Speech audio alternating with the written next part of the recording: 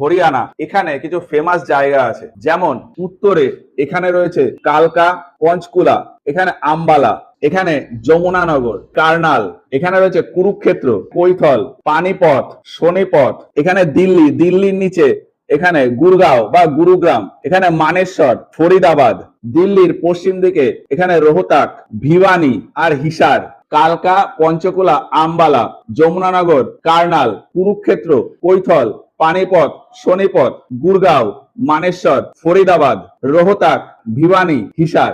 এই কালকা থেকে হিমাচল পর্যন্ত ছিল কালকা সিমলা টয় ট্রেন। এখানে পাঁচকুলা, পাঁচকুলার ভিতরে একটা জায়গা আছে চণ্ডী মন্দির।